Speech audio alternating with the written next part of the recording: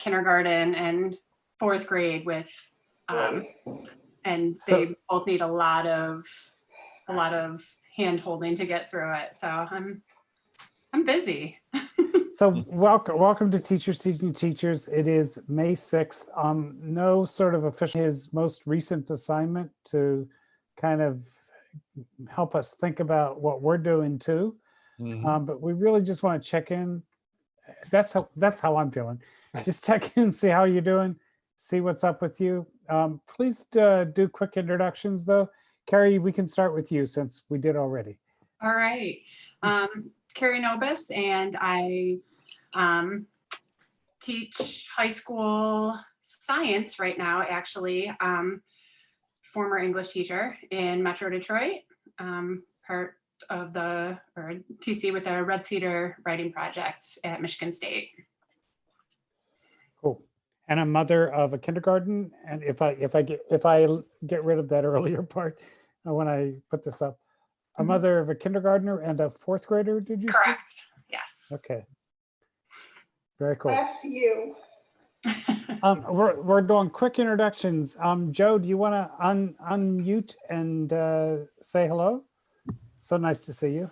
Hi, I'm Joe. I teach sixth grade over here in Berkeley. I don't know. I didn't know that. Wow. I am now, and homeschooling a whole bunch of kids who seem to pop into all my Zooms with my students as well. So they're going to make appearances left and right. How many kids? I have 5, 2 in college, an 11-year-old, almost 5-year-old.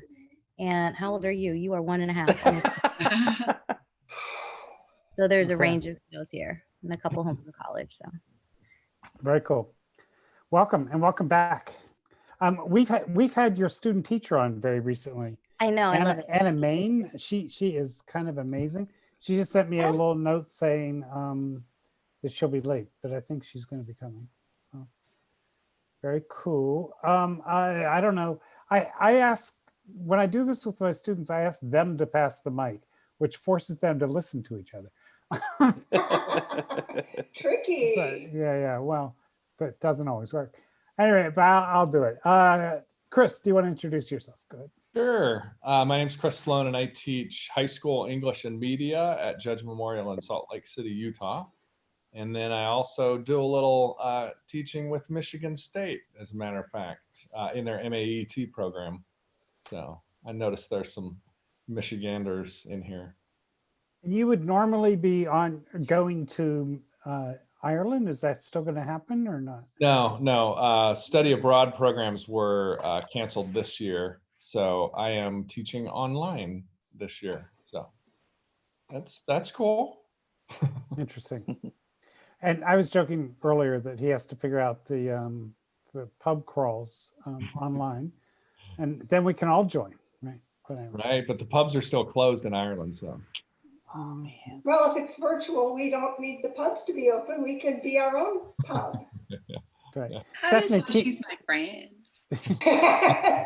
Stephanie, keep talking. Introduce yourself. I'm Stephanie Loomis. I'm a visiting assistant professor at UNLV, University of Nevada, Las Vegas, and I teach teachers to be teachers of English. Very cool. Welcome. I don't know where to go. Let's Anna, you got here. We were talking about you just a minute ago because Joe jumped in. Say hello. Hi, Joe, it's so good to see you. I haven't seen you in such a long time. Joe was my mentor teacher when I was in grad school, and it was my second semester where I was supposed to do more in the classroom, and I researched really a lot. I sifted through all these teachers in the Bay Area, and she's the one I chose because she's one of the most badass teachers ever. So, oh, sorry, I said badass in front of your kid. Played for 8 weeks now. We're fine. There's a lot of cursing going on in the house at this point. It's so good to see you. Yeah, so we're both in Berkeley. We actually live fairly close to each other. So it's funny, I've walked by your house half a dozen times recently. Anyways, I'm in Berkeley teaching high school, learning from from the Very cool. I don't know, Christina, say hello. Hello, and yeah, hi Joe. I haven't seen you in a while either. Nice to see you. Lots of colleagues here. It's great. I'm Christina Cantrell. I'm in Philadelphia and work for the National Writing Project. Cool. Jeremy? Jeremy Hyler. I am a 6th and 7th grade English and science teacher in the great state of Michigan, obviously, where we're enjoying some beautiful weather, but it's going to get cold again, and we're talking frost and everything else. I am a teacher consultant for the Chippewa River Writing Project out of Mount Pleasant, Michigan at CMU. Cool. Janet, you didn't check in yet. Hi. I am so hot, so I should check in like this, right? I live in San Diego. We wear masks. I just was out walking. It's 90 degrees. My Wow. son You're is gonna, kidding. Wow. no, it is. I didn't realize that, so I looked at my phone. My son actually is going to be in Michigan soon for he graduates next week with his as a doctor, and will be working in the ER doing his residency at Michigan State. So yay, I guess all these Michigan people, it's just good. I work in San Diego, California, Health Sciences High School, independent study. I'm currently wrangling about 22 students that haven't graduated yet. And you're trying to I was not going to all ask, of them. I think I have 4 left, and we're going to make it. I'm just becoming queen of my cell phone and texting, but we're going to get there. maybe you'll explain all of that a little bit. Natalia, welcome again. I am Natalia. I teach at Orange Cove High School in the Central Valley of California. I teach AVID, Chicano Latino history, ELD, and government econ. So welcome everybody. Chris, you ready to talk about what you're going to do? Sure. Yeah. But you know, I'll interrupt myself and say it's nice to have 2 6th grade teachers here. It's nice to have a couple science teachers here, right? That's really interesting. You're graduating students also, right, Chris? Right. Yeah. So How is that looking like? When is that going to happen?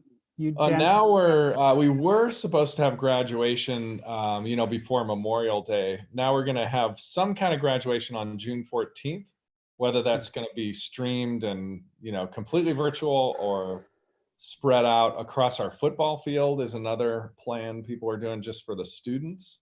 Wow. Yeah, but that's happening, and they're all. We're going to do that in New York too. All our football fields. Sorry. Right. Yeah. But that's cool. Sorry, what were you saying? Yeah. So for the most part, they seem to be still on track. We haven't lost too many folks.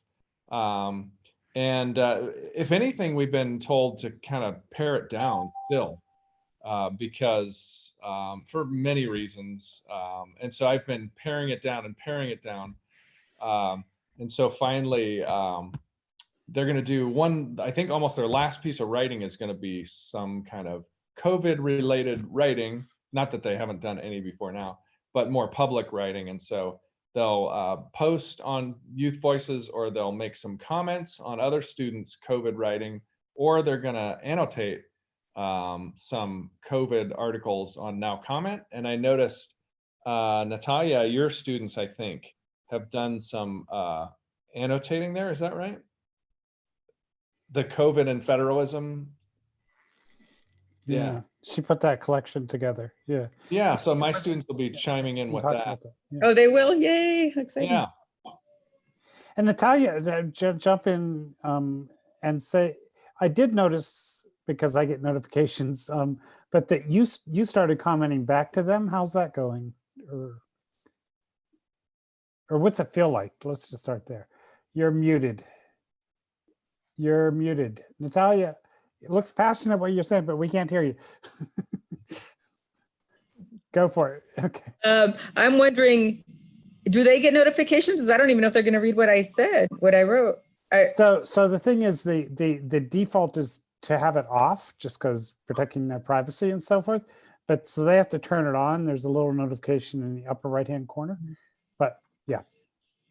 Well, I'm super excited about Now Comment. I loved seeing my students interact with each other. And I think given the situation we're in, it was just a perfect resource to get them to learn together. But how did you comment? Do you think you commented as a teacher, as a co-reader, or how did you find your place in that? Do you understand what I'm asking even? Yeah. So I'm thinking of a couple of comments. I don't know what you're talking.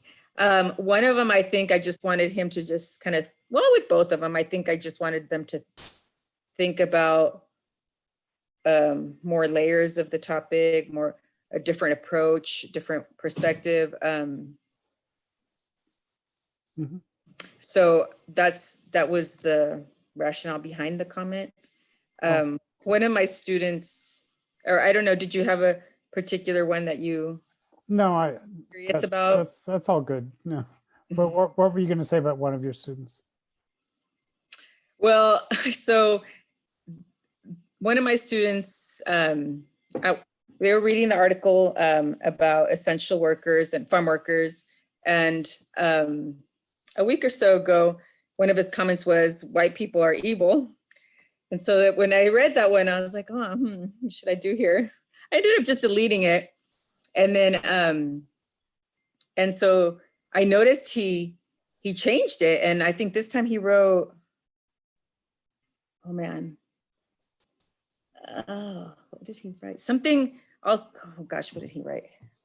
Doesn't matter. Oh, white people suck. I think Okay. white people suck. I think something to that effect. So my comment. So this time, I think I said something like, "Can you articulate your concern and disappointment in a way that doesn't?" I think you said doesn't categorize a whole group of people in one way. Yeah. So with him, I know, like, he's a smart kid, and I know he's a critical thinker, and that he can recognize how we're all different and unique, and that one group isn't all bad. Like, I know he's like this. He's but in my mind, I thought, well, maybe he needs to practice articulating things more intelligently.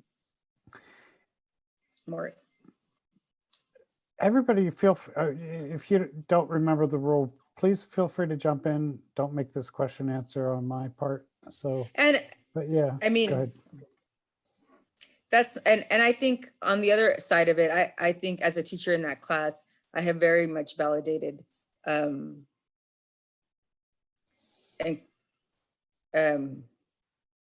students and them recognizing racism and being critical of things that are unfair. And so that's there. Like, I already have that with him. I like with that class. I just thought, well, this is a public document, and let me see if so he might say that to you and you get the joke, right? Whereas this is different because that's interesting. Yes. And I think that a lot of times, is this the first time they've been on?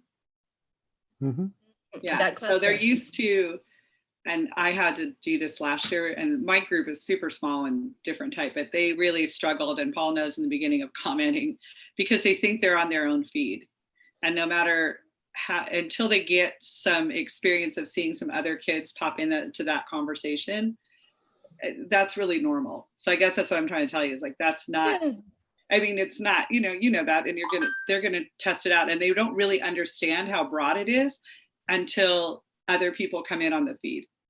There are a bunch of names they don't know. And then all of a sudden they're like, oh, she's not kidding. We're really in a bigger situation. And that, I think it'll solve itself. A lot of that comes from just basic, I mean, Facebook, Instagram, Snapchat, all of those, you say what you think and it doesn't matter. So you think I'm on this big thing, you forget, oh wait, this is a professional level thing. And that's hard for adults. If you spend any amount of time at all on social media with adults, they can be just as everybody sucks too. I think even more importantly, though, is you said that this is an intelligent, critical thinking student, and what a powerful experience for him to practice expressing his concerns and frustrations in a way that is going to be more likely to be heard and responded to. You know, and it's really cool that he's having this opportunity to perhaps try to make that shift and understand the rhetoric. And we're reading in the Pulse High School. Jessica Hernandez-Spear and I are working with a group of kids, and we're reading If Beale Street Could Talk on Now Comment. And, you know, they in a video chat today, they wanted to talk about the cop who beat up a kid who wasn't social distancing. And so the racism came up there again, but it was nice to have the literature to kind of go back to. Jessica was able to say, yeah, well, that's going to give you some context for what's happening in this novel as well. So having that is a nice thing to have as well. What else is going on? Who wants to jump in with a different topic, idea or thought?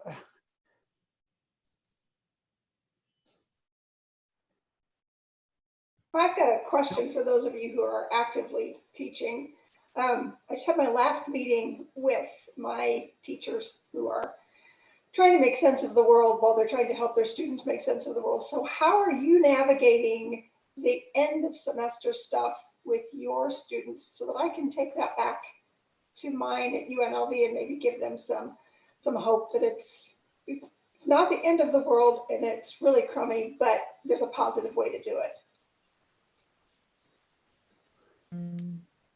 I can share something. So with my government class, I haven't done any Zooms with my students at all. But with my government class, they're, I don't know if any of you are familiar with DBQs, document-based essays. Sure. Anyways, they're doing one on what kind of citizens does a democratic society need? And so we're wrapping up with that unit. And then I've asked them to create They're 11th graders, Natalia, is that right? 12th. So they're graduating. Mm-hmm. Oh, sorry, go ahead, yeah. So after they write this essay, they're going to create a little presentation about the kind of citizen they're going to be. So like, to what degree are they going to be a personally responsible citizen? To what degree are they going to be a participatory citizen? And to what degree are they going to be a justice-oriented citizen? And so I think it would be nice to actually do a Zoom with them to bring closure, because I think it's a nice way to send them off and then to actually come together. And I'm doing it with just 5 at a time. So, and I don't know if I'm making the right decision here, but like 5 at a time for a half an hour period. So they'll all present and I'm letting them sign up on their own. So I have 2 periods. So they can totally create a group of friends, and that's how they end their year with our class, is presenting to, you know, their friends about the kind of citizen they're going to be. So I'm feeling good about that, like as a way to close the semester. You're going to record it, do you know? I've never even hosted a Zoom. I thought you'd do it that way. Huh? What difference do you think it would make if you did? If I recorded it, I don't know. Do you think they would be more nervous or more happy to do it, or doesn't matter? I can tell you that when I tell my students I'm recording something, a lot of them turn their cameras off and mute their microphones, and I don't hear anything from them until I tell them I'm done recording. So thank you. That's helpful to know. It's pretty smart. Yeah, I wouldn't record. I think you're doing a great job 5 at a time. We were talking about that because my kids, it's like 1 or 2 at a time, just because of the way we're ending the year with different classes and different things finishing out. But anything more than, I think, even this group of 10 to 12, then you're not hearing voices anymore. And there's too many kids like sitting in the corners. I don't make my kids show their face. They have to flick it on so I can know it's them, because that's kind of the rule. But a lot of my kids are real uncomfortable in their surroundings or things that are going on, or their siblings, or there's other stuff. And so I just haven't made it a big deal. I mean, I know kind of the policy is, you know, you should have the camera on so we know who's there and blah, blah, blah, blah. Whose But for policy me, is that? it's well, I mean, there's lots of different things that change all the time. So my school is very flexible, but within the district, you know, there's certain things. I mean, it runs the gamut in Zoom of people. I know people that work in schools where the students have to show up on time in their uniform, school uniform, sitting like they're in class. And to that, I mean, that happens. And so At least an expectation, yeah, the top half, right? And then, which you've got to know how much is going on below. That would be so funny. Or maybe I don't want to know. I think for me, it's not a big deal. My students, now that I've been doing Zoom, I used to hate it. Look at how I'm dressed today. I'm like, look, I'm working out and that's it. I'm going to show up.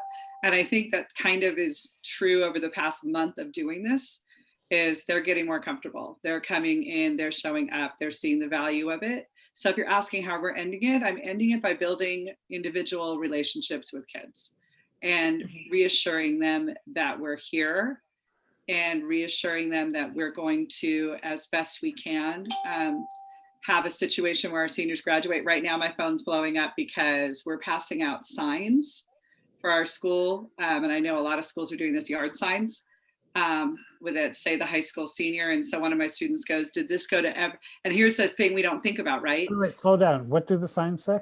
Oh, the sign. So let me see if I can find his little snap here. They're yard signs like this. Mm-hmm. So they're seniors and they go into the sign. And so we had these printed, but they're actual banners so kids can hang them, because a lot of our kids don't have yards. They live in apartments. So we thought of, let's have a banner instead of a yard sign. And what's cool, and so but the flip side of what we didn't think about was, does everybody get one? So one of my students, especially being in independent studies, sometimes they feel like they're over here. And I said, yes. And I go, is that yours? Because I'm, you know, walking into that trap. And he goes, no. He goes, but I've seen him on Instagram and my friends Snapchat and Instagram. And so I was wondering, I said, it will take time and everybody will have one. And please let me know, you know, if you don't in the next couple of days. So I think even trying to do that in the best way possible the minute it's out into the world, right? So that's what we're doing, like trying to do those things. We wanted to, one of our ideas was to go to, there is one drive-in movie theater in all of Southern California in our area. And we're not able to do that at this point, but things keep changing. And we're a pretty small graduating class of like 150 kids. So we could do something. I think we're very serious in San Diego about social distancing and opening up. We're just opening up this week, maybe Friday, for being able to do more non-essential types of places. So I don't see us having an in-person graduation, even like on a football field, because we can't control the crowds around. You know, when is this happening? And talk about work a little bit. Are they finished? Do they have to do more? Or? It depends on who they are. So the coursework, a lot of my kids, the courses are laid out and they're in different places in those courses. And most of I think I'm down to like 3 seniors that aren't finished, and I'll be posting some individual work up on Youth Voices in the next couple of days. With them, they're going to pick and choose some of the work that they've done to post before they go. Nice. And it's not how I wanted to end it. I mean, I'm really feeling pretty disjointed today because everybody's on their own little track. And so I think for us, we're just doing the best we can to bring them together. And there's a lot of uncertainty of, so what's next? Like last week, I met with a girl and she graduated, right? And I called into my co-teacher and I Zoomed with her and I said, oh, you finished your math last class and this is so great. And she got teary and she said, I'm gonna go to community college. I don't get to say goodbye. And I don't know if they're doing the summer program. That's the bridge program for us to there. And that was making me feel comfortable. So all of a sudden there was all this fear and I was like, oh my gosh. And then for our kids who are going away, can we go away? Is it going to be online? And one of the things that we're considering is a lot of my students, if they don't live in the dorms, can't go, right? I mean that, and if they don't have the financial aid and the pieces, they can't be there. It's not like they have somewhere to go if it goes online. So there's a lot of talk about that as well. So it's It is what it is, as people keep saying. I refuse to say the new normal. I hate that. This is not normal. It's not new, and it's not staying, in my opinion, I hope. Yeah, I want to go back to Stephanie when she said, like, you know, how are you ending stuff? Because I think, like, at a time like this, it's really, I was thinking about that today. Like, how is this going to end? Usually, you know, there's all kinds of little rituals we have on the last day of school or last week of school. And so that's not going to be there. And so one of the things I'm trying to do is, like Natalia, I'm having small groups of students meet together and read their writing to each other. And I find myself, I just realized it as I was thinking about it, you know, there's like, well, what can we do better is always, you know, subtext, but I find myself celebrating a lot of what they're doing well these days. And that they seem to really perk up when you talk, and I'm not making it up. I mean, I think they're doing some pretty good stuff, but I guess I want them to take away, you know, the individually what they're doing well. And I also find myself celebrating the people who figured stuff out.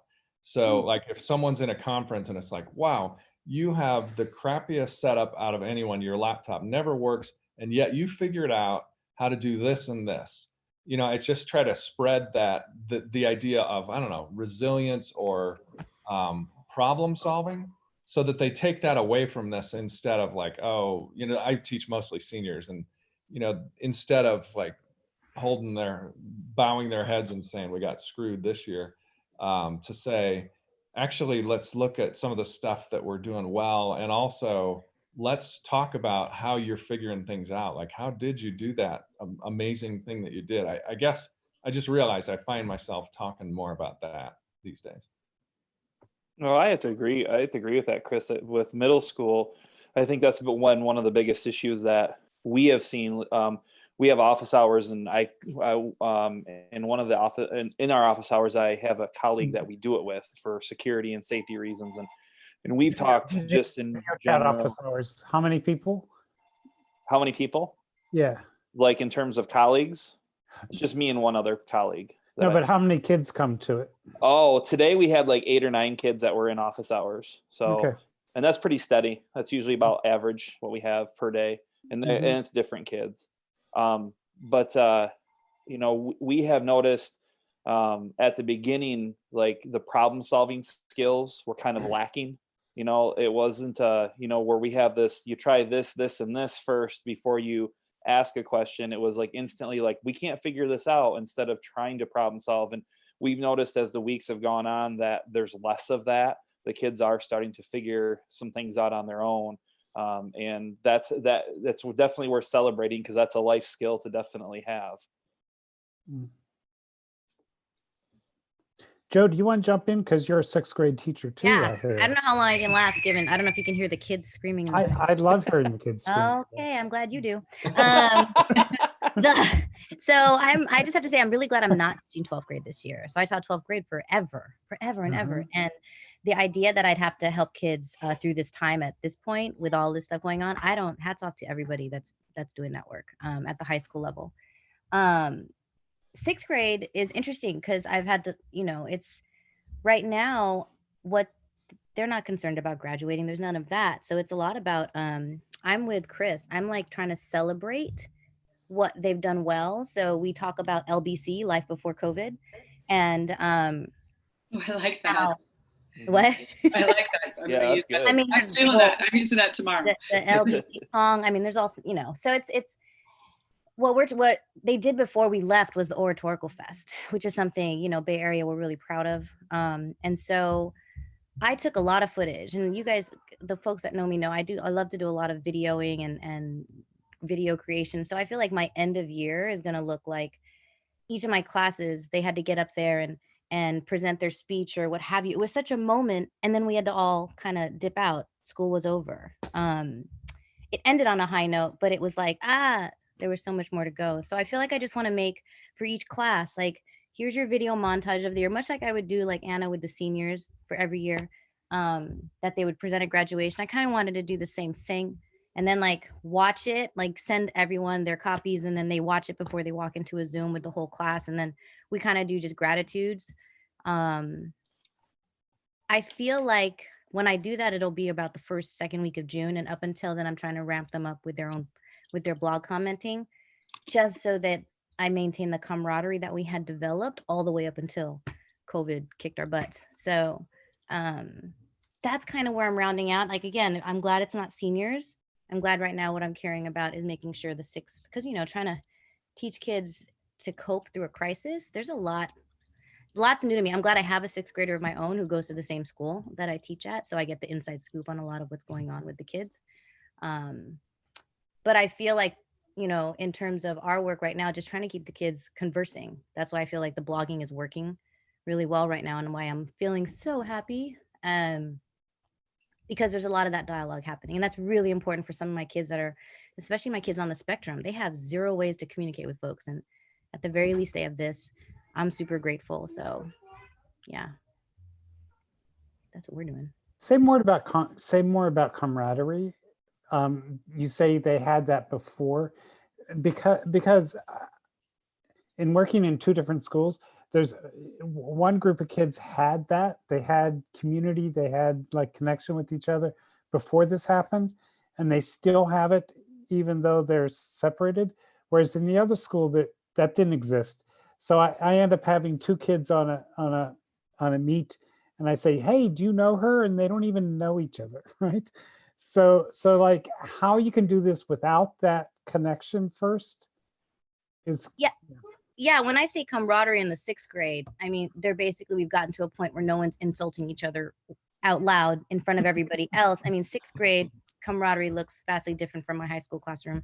But it was at a point where the kind of curriculum we're using, the inquiry by design, it all year has required so much academic discussion. Like the kids have to converse with each other. So I felt like us going into the blogs, which has been a new thing for them, was so timely, almost, because they took that, they were used to talking out loud, but they weren't used to writing all that and doing it that way. So I just feel like that's what I mean by camaraderie. We had reached a point where we had so much discussion, so many different structures for discussion, that's kind of what we developed was my kids had learned to work out differences with each other. Like if Miss P paired you together, you worked it out if you didn't like each other. I mean, I feel like that's a huge leap for a sixth grader. And so now when I read their comments on we use the platform Seesaw, I'm really heartened by what I'm reading. I feel like I don't know. I asked them how they're feeling when they see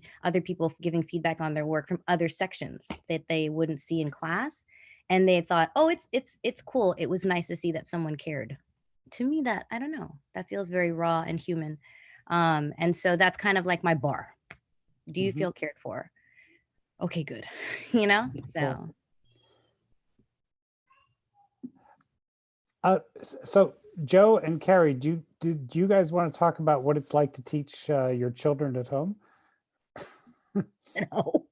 No, you don't have to. I'm just. No, what I do want is the parent perspective, like from someone who's like my 12-year-old, she doesn't need much guidance, thankfully. Like she wants to be a teacher someday, and she likes to play teacher. It's kind of ridiculous. But as like someone who's like working with like my little ones, I am at that, like, am I giving my own students just way too much screen? Am I killing their souls? I mean, am I giving them permanent carpal tunnel? Like, oh my goodness, there's so many things, because I look at what my daughter Zio's going through, like 7-8 hours a day. What? Wow, that's crazy. Wait, she's in front of a screen. Anywhere. It's like where she's on for class, I would say 3 to 4 hours doing work. Yeah. Still a lot. Yeah. And she is just turned 12. I have a teacher she teaches sixth grade, and she's required to hold 7 50-minute classes on Zoom every day, and the students are expected to attend. That's crazy talk. It's That's nuts. idiot. That is the dumbest thing I've ever heard. I agree. I agree with Janet. I've told my students that, it's like, I wish I could make it go away, but Is it breaking down? Is it really happening? I can't. I was going to say, do they show up? Some of them do. But I'm like, yeah, right. 50 minutes a day, 70 minutes, or 7 periods. She doesn't have time to breathe. No kidding. That's ridiculous. Yeah, I agree. That doesn't even make physical sense. It makes absolutely no sense at all. And she hasn't been given a good explanation for it, but she's a first year TFA teacher, so she's not arguing. She's just doing what she's supposed to do and hoping it goes away. Assuming something like this is going to continue into the fall, what does make sense? I think is worth us. That's what I want to know. Brainstorming. I think Because I mean, just one of the, again, Jessica and I set up 1 day, 1 hour a week with that difficult group of kids. And we asked them today, do you want another hour? And they all said, yeah, that would be really helpful, right? So like 2 hours a week, we're going to check in with them. And there's lots of other work they're doing too. But anyway, so what do you think makes sense? I just wanted to say, I think people need to remember that, you know, I've seen these arguments, well, if they're at school for this much time, then they should be doing that much work at home, which is absurd because for a variety of reasons. But, you know, there's so many natural breaks in a class period where, you know, I say something funny and everybody laughs, or I'm messing with the video and can't get the volume to work, or, you know, whatever it is. They're getting up to get lab supplies, so they're walking around the room. And or we're saying hi to Jeff, who just walked in. But go ahead. Right, exactly. You know, and there's just, hey, Jeff. And, Sorry.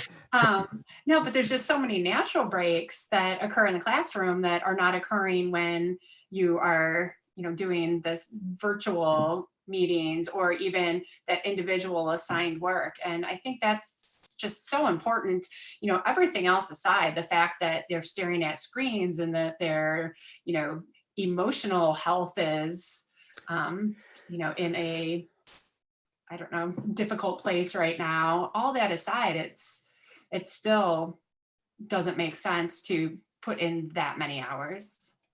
And I think everybody can agree here that there's no, I mean, there's no book that's written on what is the right way to do things. But, you know, one of the things that I talked about with one of my writing project colleagues yesterday in a webinar was that Zoom fatigue is a real thing.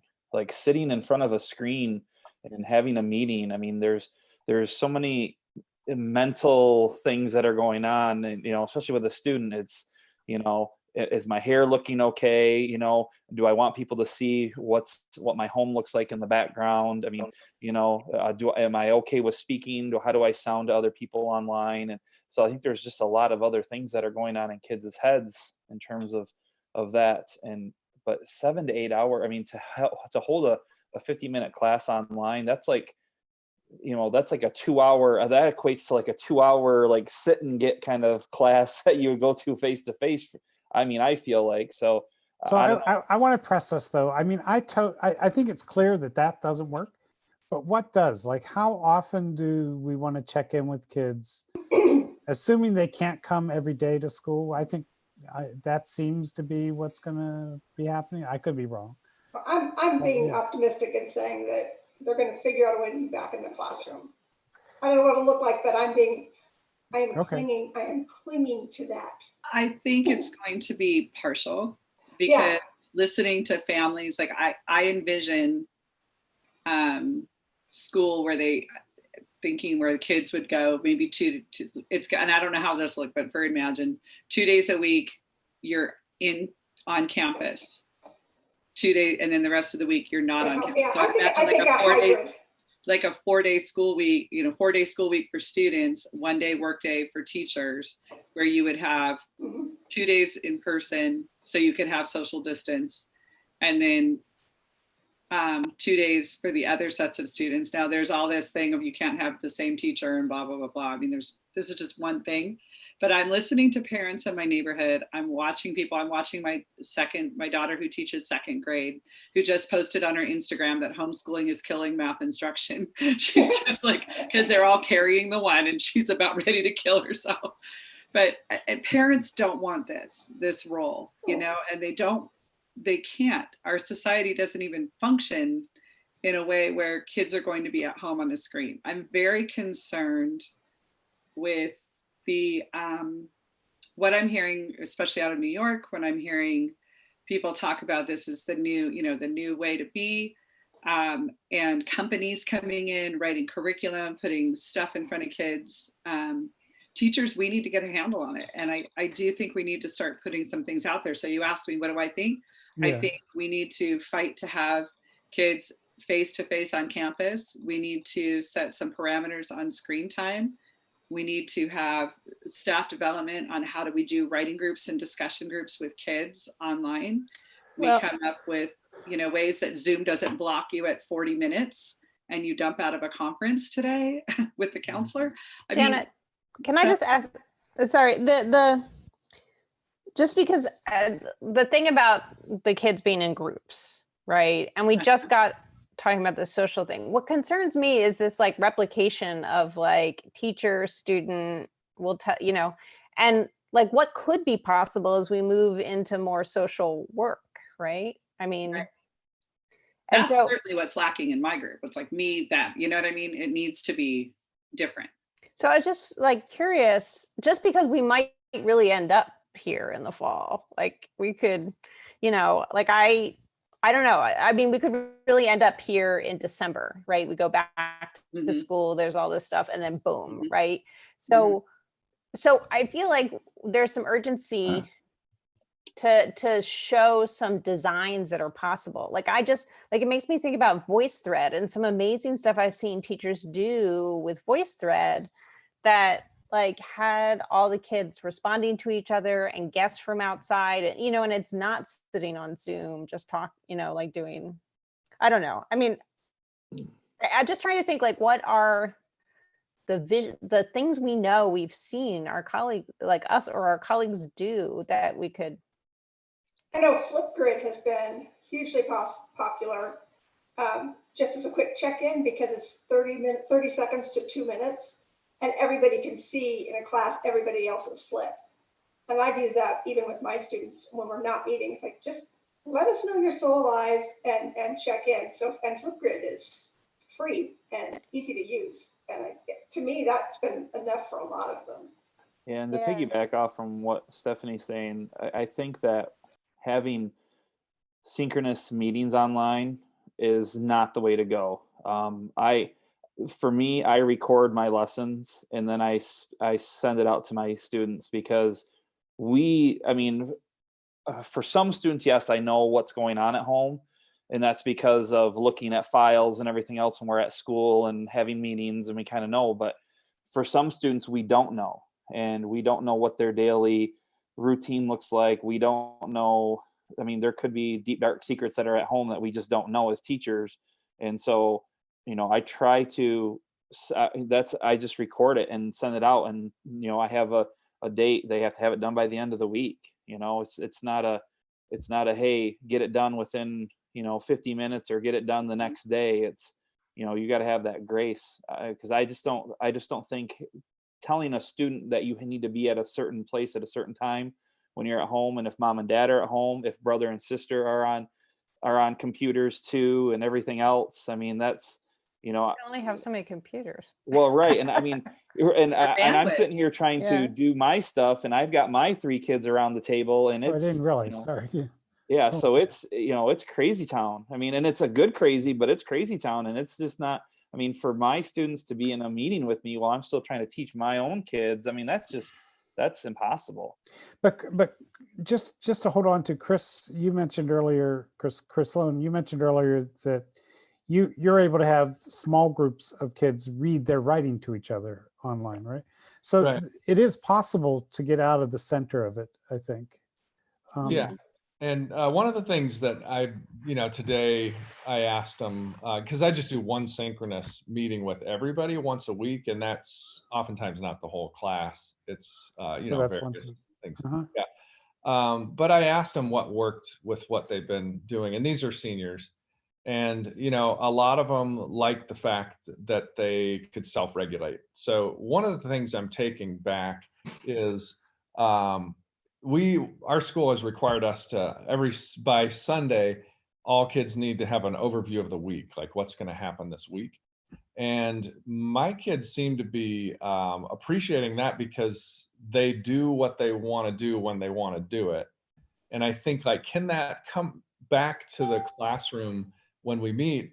And I think it can to a Called a certain playlist, but go ahead. Sorry. Sure. Yeah. Right. How to make that work, you know, in a face-to-face setting. There's some other things to think about, but yeah. So yeah, think of it like a playlist for the week.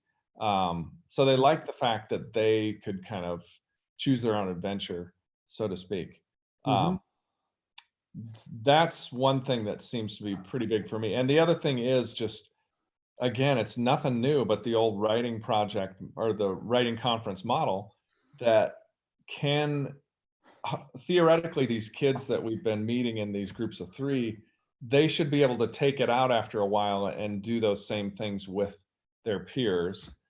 So I could see me working with small groups of students with them in clusters of small groups and me just kind of popping into those things. And, you know, there's nothing new about that pedagogy, but for some reason, I think I had moved away from that and gone to things that were kind of lame when I think about it now. Like, you know, yeah, everybody's essay and commenting it and turning it back, you know, in a week's time or something. And, you know, authentic audience has been another one. So I'm stumbling onto nothing new, but my kids. Well, the context is new.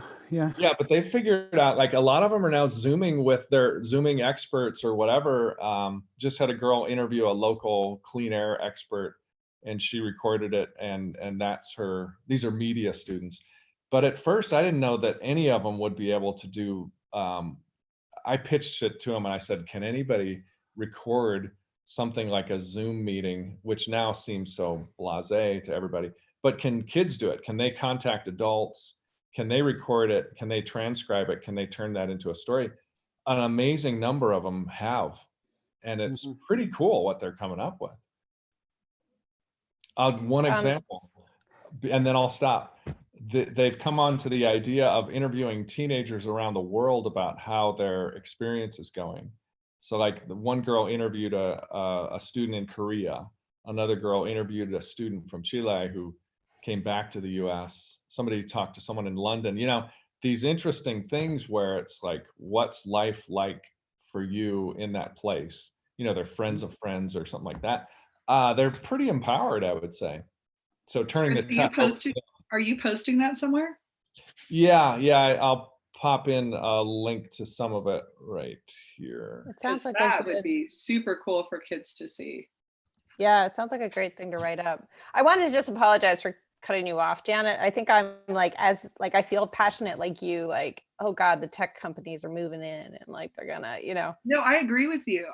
When I was listening to you, and I feel really passionate about that. I think I feel really scared this week for the first time. And I told my husband that this morning. I'm scared as a teacher because I feel like we are losing control of how this is going to roll out, because we have so many politicians and nobody really knows what to do. And so in a way that was this good messy thing, but if we are going into the fall, we as writing teachers need to step up and have a plan, have a space that says it could look this way, it should look this way.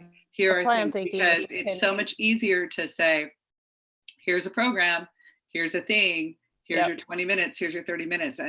And the reason I get so angry about the new normal thing is this isn't normal. I'm not doing my best instruction right now. I wake up every day trying something new. I just now know Zoom. I'm super excited. I can share a screen. It's a big deal.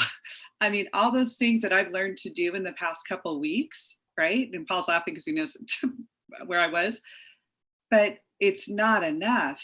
And I want time with high quality teachers that I respect to sit around and say, this is what we should do. Here's some really good things. And I think you have a really good point. It's got to happen quick, because I feel like we've got these outside, parents already saying, well, if the public school doesn't know what they're doing, I'm going to just go do this charter thing, or I'm going to go, and I work at a charter school. And I think your point, Janet, about having a plan will also, because part of, and this is me looking at as a university professor, part of what's happened is the schools are buying curricula because they say, this is the one size fits all thing that's going to fit. And I think if teachers, while we're in this state of, limbo, say, we've gotten together and here's the plan that we think will work, and take that to the admin before the publishing companies get there and say, we've got this, I think you'll be in a real position of power and strength. But that's going to come from each individual teacher's PLC and departments really pulling together, in May and saying, let's hammer out something specific that we can take to the admin before they get the commercials. Plus you're saving them money, because that stuff costs a lot. At Chris's point that like a lot of this is stuff we know, we just have to sort of transcribe it for the new context. I think it's really important. Like Kim Jackson, the way, I mean, she's at the university, but she has composition classrooms, and she has these like peer mentors, and the kids are the peer, they get trained as, so it's like, it's the writing workshop model in this sort of like blown up way. I don't know. We just know a lot of this stuff. Over and over, I'm hearing people say when the youth take over the cameras, like, or the screens, that's the in a video conversation, when the youth says, can I share my screen with you to show you this? That's when I know this is going well, right?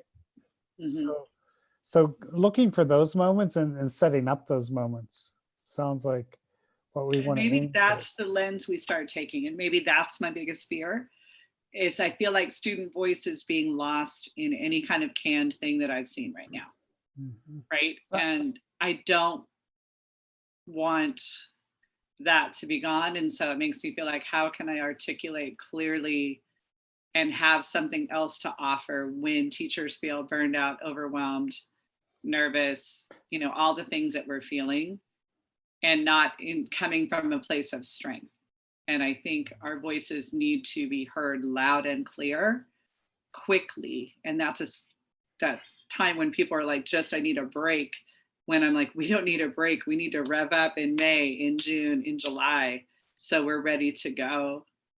We're talking in California about, now he said we could open as early as whatever, last week. They don't know what that's going to look like. But I think we're past that point, and maybe now that I'm on week 8 of doing this, where I'm realizing, okay, this is for real. No more Band-Aids. So what do we want to do? And I love Chris's model. I love listening to what you're doing and writing that piece up and writing up some of the science things I've been hearing you guys do. I mean, we need to come up with a group and say, here are some strategies, here are some things that work, that allow students to interact with each other, as opposed to, well, that's the definition of working, by the way. Well, exactly. But depending, it's also, but when you hear people, and you're telling me you have a student who's, got to do 6 periods, 50 minutes a day. I mean, well, I don't know. I keep having this. Thank you. I was trying to leave room for Jeff, and Anna hasn't said much yet either, but go ahead. Yeah. Go ahead, Jeff. I just keep thinking about, like, I've never believed that there's a gadget that'll ever save us. Or a web, the website that's gonna, if we just do this. And I was thinking about what Chris said about, a lot of this is fundamental stuff we know that we forget we know, and then we relearn it, and like you uncover it and then you go, oh crap, I already knew this. But I guess the thing I'm thinking about, and maybe it's a little bit more negative, but it's this whole experience has also been an amazing critique of the system itself, right? That like, it's like getting to see the system from a side it doesn't want to be seen from, right? And so the stuff that doesn't matter, and the system is going to resist the change, right? And so the idea of synchronicity, well, I don't know if it's money. I just think it's like, well, things like to stay how they are. And so I think that, can I a detail on that? Yeah. I don't know if seat time, like if seat time goes, then we're going to have to look at work and decide what work counts, right? Well, I'll tell you, in Missouri, I know my wife is a core data analyst for a school district, and we've eliminated seat time very quietly in Missouri. And so what are the requirements, and what does it mean to get educated or whatever? Right. But the system wants to resist the change. And so it's interesting to look at, like, well, what are the things we know now aren't as important as we thought they were, right? Like being on time to class, like me being in the room with you at the time you learn the thing, right? The some of those things are like, oh, and also here's the other thing, and this is a parent position too. But I don't want that youth to be alone either, though. The peer stuff has got to be central, I think. Sure, but yeah, there's an element here of like, oh, I guess this is less important than I thought it was, right? The idea of the classroom being this structured place where I am in charge, and this is where we all meet, and we meet at a particular time, and we do what I say when I say we do it. That's the structure we had, and my experience with this has been, oh, none of that matters. Like, none, that is not all, those are not ingredients required for a good education, right? So then what are the ingredients, right? So once you sort of shake that out and you go, oh, so I don't need any of that. So like Janet's idea of like a hybrid, could we go in when we need to go in and not go in when we don't need to go in, right? I was talking to a guy, and when you're in, get the stuff you need to be able to do when you're out, right? And like Chris said, let the kid decide what that is, right? Mm-hmm. That like here's the menu, here's the stuff we got to get done. Like Jeremy said, here's the tasks at hand for the week.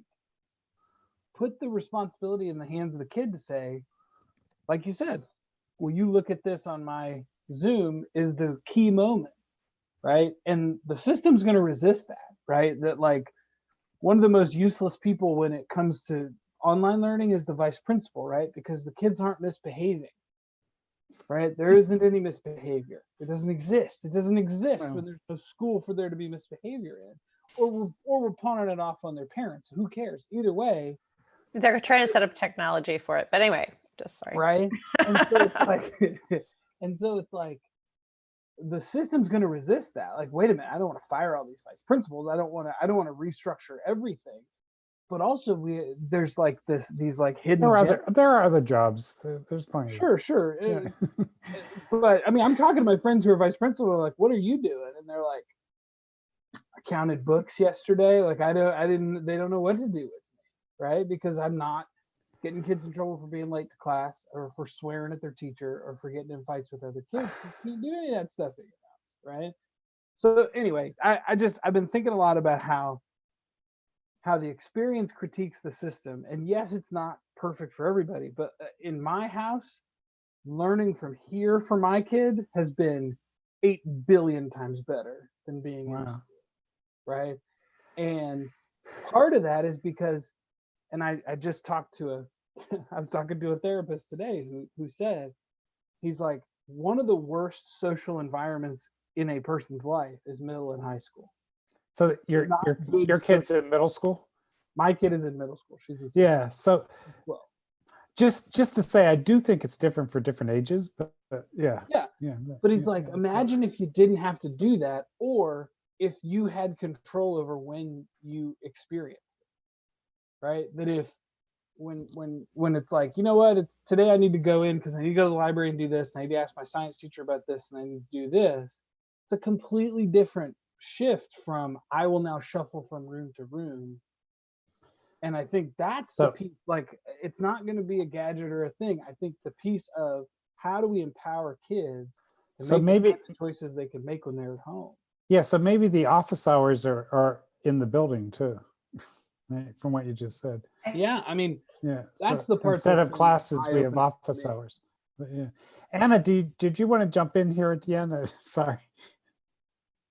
It's fine. I think Carrie was going to say something too. I just wanted to say that, please, that, especially coming from a science teacher perspective, that teacher as facilitator is so important. And when students are working on things someplace else and not in front of me exploring it, then I can't question them the same way. I can't, deepen their thinking. I can't catch their misconceptions.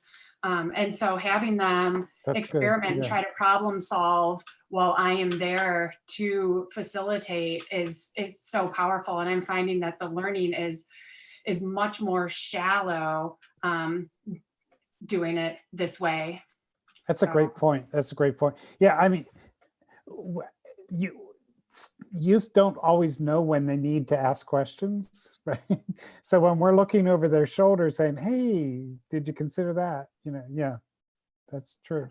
But it's also, you don't get an opportunity to learn how to ask questions if a person's standing over your shoulder telling you all the questions you should ask. I mean, it's this question of how do we teach responsibility? I've always said, how do you teach responsibility in high school? All the decisions made for every kid.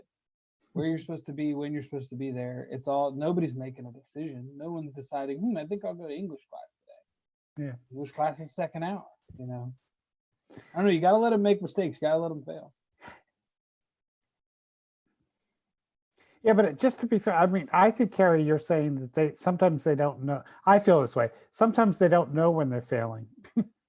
Oh yeah, I agree. I know, and we need, and we got to give that feedback, right. Yeah.